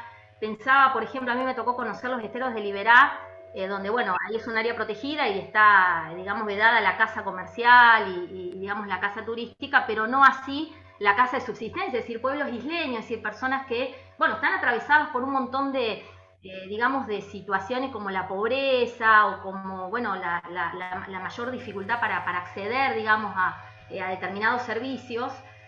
Porque por ahí, bueno, el veganismo planteado, digo, esto no es un cuestionamiento del veganismo, ¿no? Pero el veganismo planteado para nosotros, es decir, a ver, yo soy una mujer urbana, vivo en una ciudad, a 5 cuadras tengo una dietética que me puedo comprar alfajores veganos, me traslado en auto, no tengo que cruzar el río con una canoa, ¿sí? No tengo que salir con un arma a buscar una subsistencia mía cotidiana. Planteado en esta comunidad concreta, porque en cierta manera hay como conflictos que pasa también con otros temas, porque en lo que respecta a las comunidades indígenas también pasa, ha sido objeto de fallos judiciales, incluso cuando muchas veces, bueno, ellos, digamos, los indígenas están, digamos, en contra de la medicina tradicional y ha pasado situaciones donde se han hospitalizado y entonces, bueno, el Estado le tiene que brindar el servicio de salud, pero por otro lado choca contra sus creencias o sus cosmovisiones, pasa con los testigos de Jehová que no pueden recibir transfusiones, y esto es una problemática generalizada que se da cuando la idea, ¿no? La idea, digamos, que uno lo plantea en términos generales o teóricos, tiene que de alguna manera tener un anclaje después en las realidades concretas. Entonces lo que yo te quería preguntar o consultar, y digo, esto no es una objeción ni es un cuestionamiento al veganismo en sí mismo, ¿no? Sino si a vos te parece que el veganismo o esta forma de concebir la relación con los animales que vos planteaste, que acuerdo totalmente, si frente a con esas realidades concretas, digamos, no existe un desafío mayor o de alguna manera se presenta, digamos, el deber de generar o de arbitrar de alguna manera para que el veganismo tenga un anclaje también y que no sea solo de un grupo o de un grupo social determinado, porque también nosotros podemos caer del otro lado de la vereda, podemos caer en estar planteando también modelos hegemónicos, pero solamente que desde el otro lado. Si esto no, el veganismo en ese sentido no implica también un repensarse, ¿no? Para estas realidades puntuales y concretas, porque si hay algo que uno quiere es que el veganismo no deje de ser una decisión individual o no sea solo una decisión individual, sino que también se politice, ¿no? Pero cuando se politiza, en cierta manera te encontrás con organizaciones o comunidades humanas, ¿no? Que tienen otras creencias, que tienen otra manera de vincularse con los animales y que, bueno, lógicamente están atravesados por un montón de limitaciones desde no acceder al agua, a la electricidad, etc. Y esto, y ya con esto termino, por las dudas te lo quería aclarar porque se puede llegar a malinterpretar. En ese sentido, no estoy de ninguna manera planteando que haya que primero resolver las cuestiones humanas para luego después poder hablar de los animales, porque no voy a jerarquizar las causas, pero sí lo que estoy planteando es que, bueno, digamos, el veganismo, ciertas ideas, después nosotros tenemos que ver, bueno, cómo esa idea, esa cuestión teórica, la podemos anclar en situaciones o en contextos particulares. Sí, lo primero que diría, desde mi punto de vista, el veganismo es una posición ético-política, no es una posición individual, ¿no? Es decir, no es una cuestión de elección de gustos determinada, porque, bueno, desde ese punto de vista no tendría ningún valor. Desde mi punto de vista es una posición ético-política de resistencia al capitalismo como forma de explotación de los animales desde el punto de vista de la producción intensiva. Ahora bien, vos decías, bueno, ¿qué hacemos con las comunidades? Primero que también creo que hay que desligar al veganismo de la idea de que es una religión que va a ser predicada, digamos, en distintos ámbitos, ¿no? Es decir, y que menos aún que va a ser impuesta en distintos ámbitos, porque si no estaríamos de alguna manera reproduciendo los mecanismos colonialistas con los cuales todos nosotros para decir, digamos, nuestros antecedentes, nuestros predecesores en estas tierras fuimos colonizados, ¿no? Fuimos colonizados, fuimos colonizados también porque, bueno, todos nosotros tenemos estilos de vida que tienen que ver con el colonialismo, ¿no? Porque, por la fuerte presencia del mundo europeo en estas tierras. Entonces, en ese sentido, primero aclarar eso, es decir, para mí es una postura ético-política que significa una forma de resistencia en el mundo, como mencioné anteriormente, del capitaloceno a los sistemas de explotación de formas de vida humanas y animales también, digamos. Tanto, animales como humanos, ¿no? Por eso señalaba esta necesidad de la unidad de las luchas. Ahora bien, cuando vos mencionás esto de digamos, bueno, porque vos podés ir a la dietética a comprar alfajores veganos y demás, y el que está en otra comunidad no puede. De alguna manera es como que caes bajo el prejuicio consumista del veganismo, ¿no? Porque estás pensando de alguna manera que el veganismo tiene que ver con la consumición de determinados objetos a los que no accede el otro. Y yo creo que justamente eso es lo que hay que criticar, es decir, plantear que, digamos, la elección vegana es una elección de formas de consumo, es decir, el capitalismo nos ofrece distintas formas de consumir, unos porque son más pobres pueden consumir, digamos, menos, otros pueden consumir de otra manera, y el vegano blanco sería, digamos, aquel que tiene derecho y posibilidad de consumir más. Me parece que ese paradigma hay que un poco criticarlo, ¿no? Porque ahí nosotros, digamos, suponiendo, digamos, los que somos veganos, estaríamos asumiendo precisamente el modelo consumista de aquello que queremos criticar, que es justamente el capitalismo y el capitaloceno. Entonces yo desde ese punto de vista estaría muy atenta a eso, ¿no? Es decir, plantear que otras formas de vida no pueden acceder al veganismo, y esto qué significa, me parece que es una forma de planteamiento que está atravesada por distintos prejuicios. Uno, no digo que es lo que hayas planteado vos, pero creo que hay que pensarlo. Uno, la idea de que el veganismo vendría a imponerse como una forma de pensamiento, y entonces uno ahí ya se plantea la situación conflictiva, bueno, ¿qué voy a hacer con aquel otro que no se puede acercar a esta forma de pensamiento? Ese ya es un modo colonizador de pensar los pensamientos, ¿no? Es decir, de pensar que vamos a imponer un pensamiento sobre otros. Yo creo que hay que tener muy presente desde el punto de vista de lo que nosotros llamaríamos el pensamiento político, que son modos de resistencia. ¿Y cómo operan los modos de resistencia desde el punto de vista político? Operan en el mismo sistema, horadando el sistema, ¿no? Es decir, por eso, digamos, el trabajo con respecto al capitaloceno, del cual ninguno de nosotros puede salir, porque tampoco ninguno de nosotros puede salir del antropoceno, es precisamente la generación de formas de resistencia en el interior mismo, ¿no? Y en el interior mismo, digamos, del capitaloceno, esas formas de resistencia, desde mi punto de vista, podrían ir horadando la articulación del sistema, ¿no? Es decir, esto la deconstrucción lo plantea en términos de, digamos, las fisuras que tiene el sistema, ¿no? Entonces, los modos de resistencia política se ubican en las fisuras del sistema y operan a partir de ahí. Y entonces, desde ese punto de vista, creo que, digamos, la operatoria del veganismo es totalmente diferente, ¿no? Vos dirás, no te respondí tu pregunta concreta, pero que justamente me parece que la pregunta concreta tendría que ser repensada en virtud de los prejuicios que lleva consigo, ¿no? Sí, yo un poco también te lo decía porque en otros temas, en el derecho, hay conflictos, digamos, ¿no? Que son cuestiones que no se pueden salvar. Es decir, le comentaba, nosotros incluso se ha judicializado, donde hemos tenido problemas, cuestiones de choques entre, el derecho a la salud que brinda el Estado, por otro lado las personas que profesan una religión con los testigos de Jehová, que por ahí se niegan a recibir transfusiones de sangre, y ha habido conflictos en ese sentido. Lo planteo más como en ese sentido, y lo planteé más como un desafío, digamos, no como una justificación, ¿no? del uso de los animales, que por ahí muchos por ahí se puede interpretar así, porque también la realidad es que, nosotros también operamos en el campo de lo concreto, digamos, y los contextos particulares me parece que también los tenemos que tener en cuenta, ¿no? Más que todo venía por eso mi pregunta. Sí, cuando hablo de política como formas de resistencia, tengo en cuenta lo concreto, ¿no?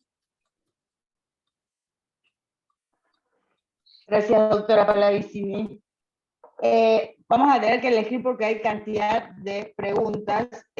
Al comienzo de la disertación, doctora, una de las preguntas fue ¿a qué se refería cuando comparaba a los animales no humanos con el mecanismo de relojería conforme a lo que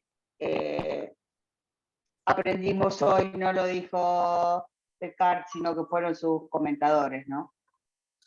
Sí, aclaro lo siguiente, yo lo que señalé fue lo siguiente, que Descartes no señaló la idea de bed-machine, de animal-máquina, pero cuando él plantea qué es el cuerpo, él usa la expresión de mecanismo de relojería.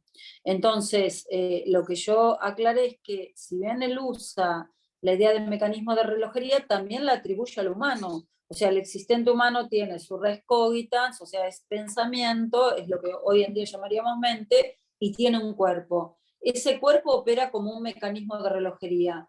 Pero lo que yo quise destacar es que ese mecanismo de relojería no es que no sienta, porque si no, ¿cómo escribió Descartes las pasiones del alma? Digamos, que se refiere a los modos en que opera, digamos, en el cuerpo humano las distintas pasiones.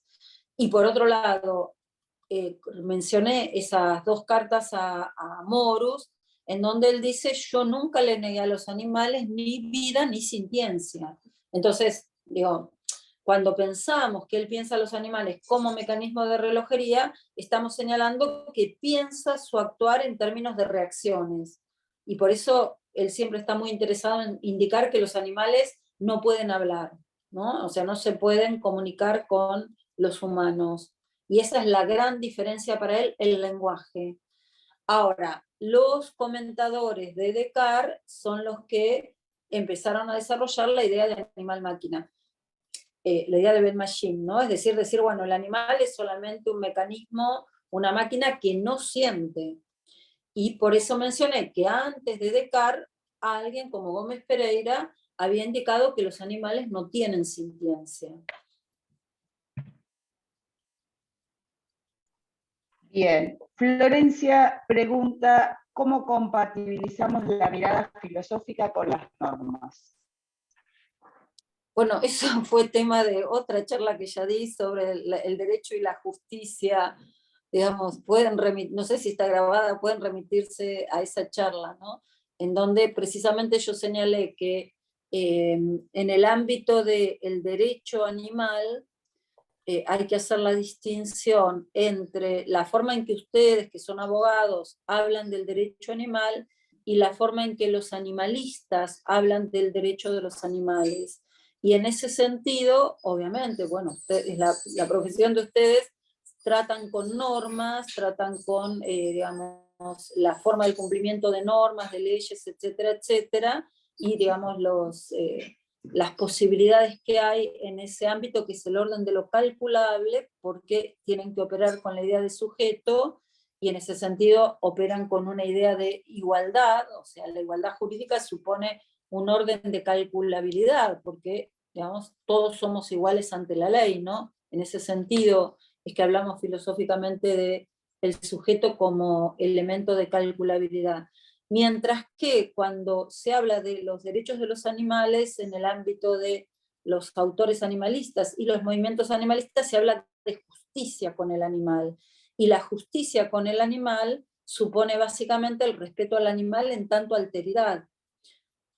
Ahora, ustedes que trabajan con normas tienen que plantear un orden de igualdad, porque si no, no podrían tener en cuenta el lugar de los animales en el derecho. Y entonces, bueno, ahí es que vienen estos dos ámbitos, es decir, ustedes lograrán, a pesar de que, digamos, todo fallo termina con el será justicia, toda demanda termina con el será justicia, sin embargo, digamos, desde nuestro punto de vista, nunca hay justicia con los animales, porque para que haya justicia con los animales se tiene que terminar la explotación de los animales. Ningún animal tiene que ser animal es decir, ni animal digamos, de alimentación, ni animal utilizado para vestimenta, ni animal de experimentación, ni animal de zoológico, ni animal digamos, de esas costumbres que hay en determinados lugares de riñas de gallos y demás.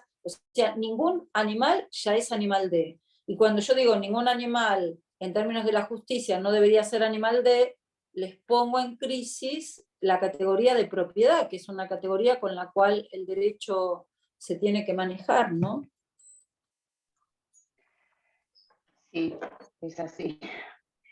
El doctor Anquín pregunta, ¿considera suficiente abordar lo viviente, sintiente, bajo la categoría de persona como modo de trascender el antropocentrismo? ¿O considera que se deberían explorar otros caminos u otros senderos? Claro, yo lo que planteé es que, digamos, si bien en el ámbito del derecho para hacer demandas a favor de ciertos animales se utiliza la categoría de personas no humanas, y sobre todo se la utiliza en relación, digamos, a los animales que pertenecen a nuestro mismo grupo de los homínidos, a los, digamos, orangutanes, bonobos, chimpancés, gorilas, digamos, por la gran cantidad, digamos, de recursos, de habeas corpus que ha habido en relación a esos animales. Sin embargo, digamos, la categoría de persona remite a lo humano, a lo demasiado humano. Entonces, en ese sentido, yo señalaba antes aquello que señala Derrida, que dice, bueno, si la categoría de sujeto es la que ha dominado hasta ahora al animal, ¿por qué ahora le queremos atribuir al animal la categoría de sujeto, ¿no? Es decir, ahí hay un problema filosófico complicado. Entiendo que en el ámbito del derecho esa categoría es valiosa porque les ha permitido a ustedes, digamos, que muchos animales que estaban en cautiverio en zoológicos puedan ser trasladados a santuarios, pero desde el punto de vista filosófico es bastante problemática la categoría de persona no humana. Por eso yo señalé esto de la cuestión de lo impersonal. Si es justamente a partir de la crítica del sujeto que buena parte del pensamiento contemporáneo se plantea la cuestión del animal, tal vez habría que pensar en la dirección de lo impersonal. Ahora, bueno, ¿qué hacen ustedes en el derecho con lo impersonal? A mí no me pregunten, se los dejo como problema, ¿no? Están presentes algunos de los integrantes del grupo de estudio Los Animales Políticos, y hay varias preguntas, y alguna de ellas sería, ¿cómo sería la forma adecuada de referirnos a quienes consumen carne de otros animales? A quienes lo hacen por necesidad y a quienes lo hacen por elección. Bueno, no sabría hacer esa distinción entre unos y otros. Yo en general prefiero hablar de sarcofagia en lugar de carnivorismo, porque en el término sarcofagia se hace evidente la ingesta cadavérica, ¿no? El término sarcófago, digamos, tiene vinculación, un sarcófago es un come cadáver, ¿no? Es decir, recuerdan que el término viene de aquella, digamos, esa idea de esa piedra que aparentemente comía cadáveres, y bueno, luego se traslada a lo que es un sarcófago. Y en ese sentido, digamos, me parece la palabra sarcofagia, que es como, diríamos, más cruda para hacer evidente que quien consume animales, digamos, consume cadáveres. Ahora, digamos, la distinción entre quien consume por necesidad y quien consume por elección es muy problemática, porque justamente cuando tratamos de plantear los problemas que tienen que ver con el veganismo, no se plantea la cuestión en términos de elección, ¿no? Es decir, porque si no sería siempre la problemática planteada en términos de políticas para determinados grupos o clases sociales, que es un poco lo que estaba como, que yo señalé como prejuicio naturalizado a partir de la pregunta que hizo Natalia, ¿no?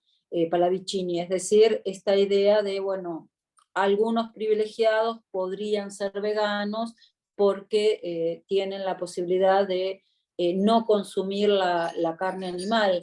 Yo creo que, digamos, justamente el planteamiento del veganismo en términos de elección alimentaria y en términos de elección individual es lo que impide que se conforme como resistencia política, ¿no?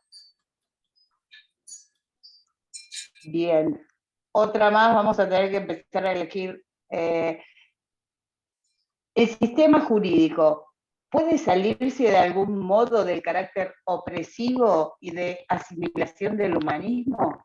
¿Debería ir más allá si pretende derribar el esclavismo animal?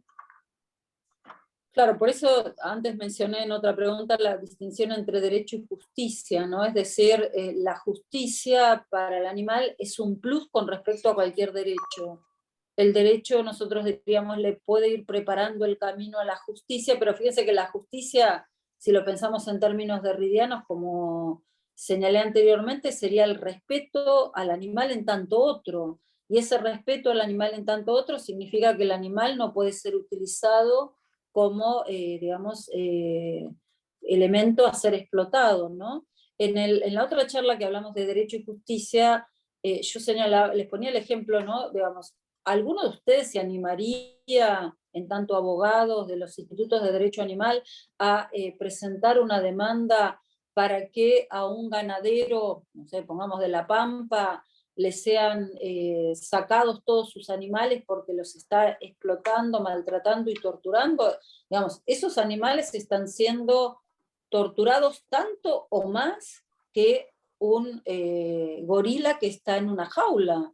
Yo diría mucho más, ¿no? Porque han nacido solamente para ser utilizados en ese sentido, están hacinados, nunca pueden realizar una vida animal en el sentido en que la deberían llevar, porque nunca pueden caminar por un prado, nunca pueden, digamos, salir a ver el sol, nunca pueden comer hierba, es decir, están hacinados en un feedlot, en una granja de producción intensiva. Y entonces me pregunto, así como pueden hacer los institutos de derechos de los animales demandas por orangutanes, chimpancés, etcétera, ¿alguno de ustedes se animaría a hacer una demanda contra un ganadero? O más aún, ¿no? Digamos, más que decir un ganadero, contra una agroalimentaria que está, digamos, sometiendo a millones de animales a eso.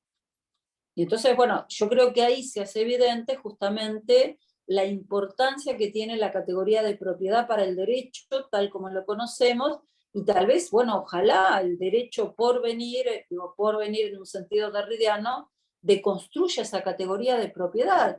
Y entonces se trataría de otro vínculo con el otro, de otras formas comunitarias diferentes a las formas en las cuales nos vinculamos con los otros. Llegará ese día, seguramente. Animarnos nos animamos todos, no tengo dudas. El tema es que los resultados no van a ser buenos. Bueno, vamos por la anteúltima, en cuestión de tiempo. Murilo Hachuk dice, aceptar que existe un consumo de animales por necesidad, ¿no es especismo? ¿Por qué solo el humano tiene derecho a no ser asesinado sin importar el contexto? Sin importar. El contexto. No entendí muy bien esto del humano tiene derecho a ser asesinado, dice, o a asesinar. A asesinar. Perdón, había entendido a ser asesinado. Bueno, ahí es como una pregunta, digamos, básica, el hecho de, digamos, que siempre nos planteamos en relación a la cuestión de los animales, ¿por qué no nos parece que sea un crimen el matar a un animal? Como estaba diciendo anteriormente, ¿por qué no nos parece que sea un crimen el matar a un animal que va a un matadero? Y sí nos parece un crimen, digamos, todo lo que tiene que ver con lo humano. Entonces, desde ese punto de vista, como dice Derrida, digamos, toda ética seguirá durmiendo un sueño dogmático mientras no piense esta cuestión. ¿Por qué no se considera asesinato la muerte de un animal? Y entonces, cuando nos ponemos a hacer esa pregunta, ¿por qué no se considera que sea un asesinato la muerte de un animal? Es que estamos considerando que ya hay una propiedad del hombre sobre el animal que tiene derecho de vida y de muerte sobre el animal, ¿no? Fíjense que hay muchas expresiones, bueno, se escucha constantemente cuando alguien es atropellado o es asesinado en un tumulto, se dice murió como un perro, ¿no? ¿Y por qué? O sea, los perros, digamos, tienen que morir de esa manera. Entonces, ahí se está señalando que quien es asesinado, de alguna manera es convertido a la condición de animal, con lo cual se estaría en el fondo sosteniendo que, bueno, los animales están para morirse y los podemos asesinar, ¿no?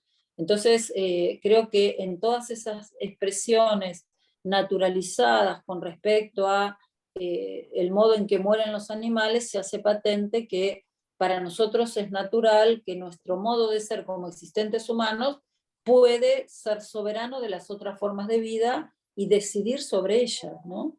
Y solamente es punible, digamos, el asesinato contra formas de vida humana porque estamos en una sociedad que se organiza en torno a la preservación de la propiedad de nuestras propias vidas. O sea, todos nosotros delegamos el derecho en un gobernante de no ejercer justicia por mano propia si somos atacados por otro humano, y desde ese punto de vista le damos propiedad de nuestra vida al que gobierna, ¿no? Entonces, en ese sentido, el pacto político de la sociedad civil, tal como se instaura en el derecho moderno, implica una fuerte idea de propiedad, que en el caso del animal, como se piensa como propiedad del humano, bueno, el humano entonces lo puede matar, ¿no? Sin que eso sea asesinato, porque es pensado como un bien, como una propiedad, ¿no?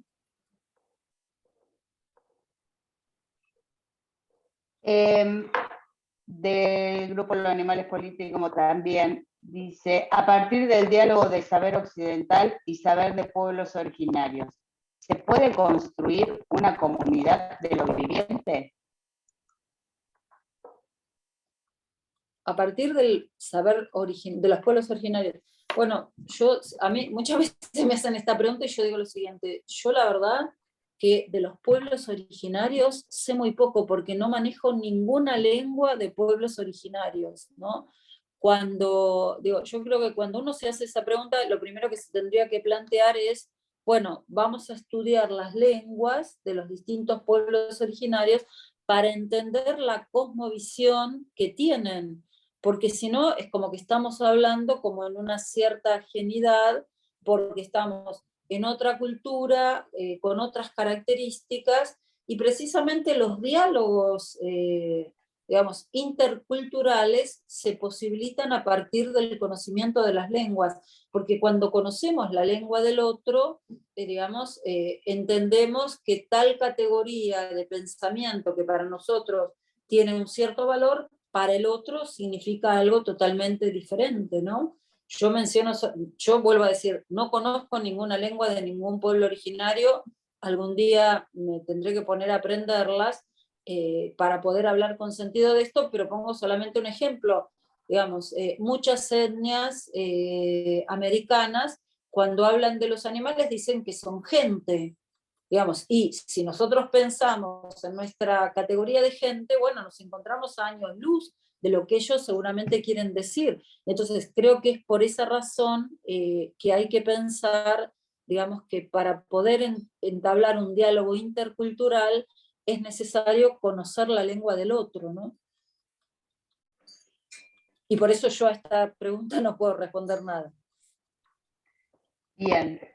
Acá en el chat hay un participante que señala: quisiera invitarles a conocer a @amigues por las calles.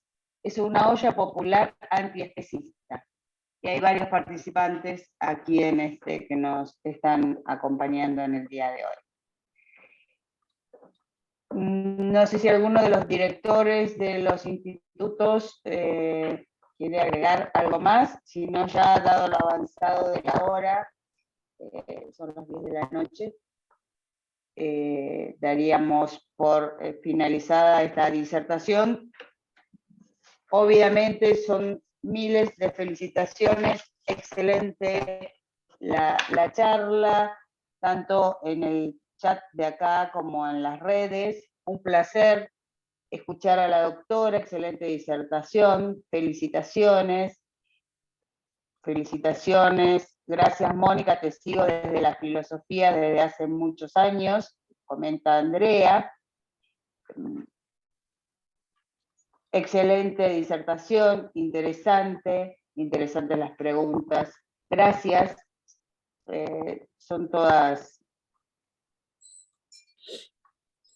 todos felicitaciones y excelente la disertación, y agradecidos por el espacio y por todos los conceptos que vamos tratando de incorporar desde el derecho, nosotros los abogados que somos bastante estructurados y nos cuesta la filosofía, pero sin ella no podemos seguir avanzando en nuestros objetivos y en la defensa de los intereses de los demás animales. Bueno, muchas gracias de nuevo a ustedes por la invitación y muchas gracias a todos los que han escuchado y a los que han participado con preguntas, porque bueno, también las preguntas a nosotros, a los que nos dedicamos a estos temas, nos hacen volver a repensar muchas cuestiones, ¿no? Sí, demuestra el interés de los participantes y las ganas que hay en saber y aprender más. Yo los invito a todos a que abran los micrófonos en esta virtualidad y brindarle un, no de pie, porque si no, no nos vamos a ver, pero sí un caluroso aplauso y muchísimas gracias a la doctora Mónica Crenioni.